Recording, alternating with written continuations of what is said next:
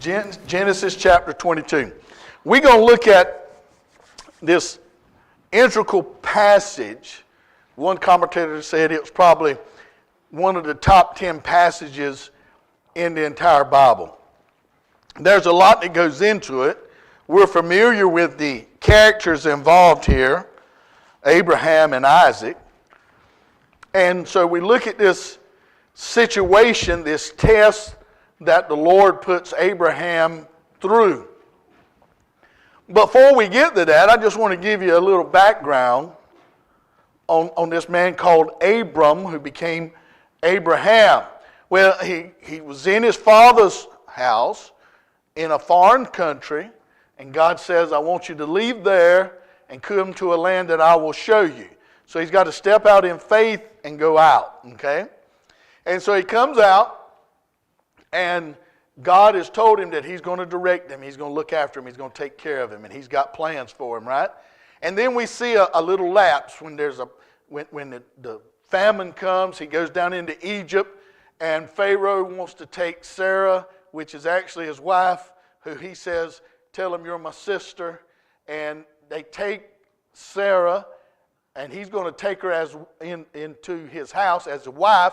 At some point, there's a preparation period, and God just shakes that all up and lets Pharaoh know what's going to happen if he touches her. And so Abram comes out of there richer, a lot richer. You know, I told some on my Tuesday night Bible study, I said, if he'd have went town to town, he'd have really had some money, wouldn't he? He could have cleaned up that whole neck of the woods there. But we saw that even that God called him out, he was not a perfect man, right? Anybody in the house perfect? If you are, please meet me after church. I'm going to talk to you. And the whole point of that is to point out your imperfections, okay? I just want you to understand that. And it won't take us long. I mean, we'll be in and out of there in about 30 seconds, right? It won't take long.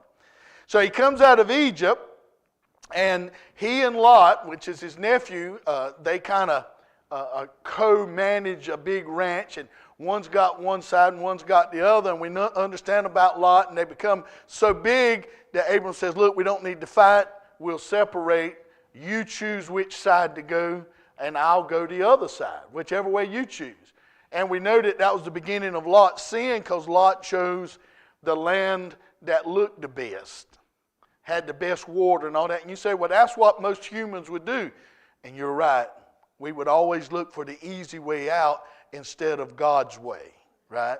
So that's the beginning of Lot's backsliding into that. Well, as Abram goes to the right hand, okay, and he looks, God gives him a promise. And his promise is, your seed will be like the sand of the sea and the stars of heaven.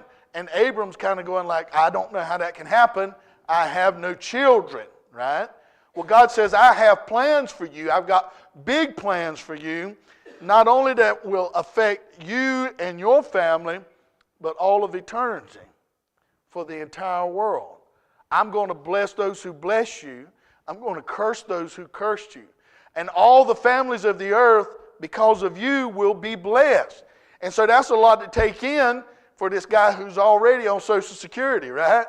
He's already an older guy, and he's doing all these things that the Lord would have him do.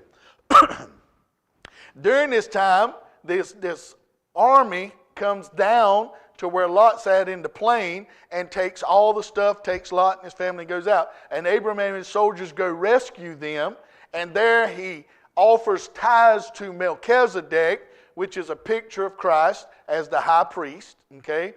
And so he does all those things, and during this time after that, God gives him the covenant, okay?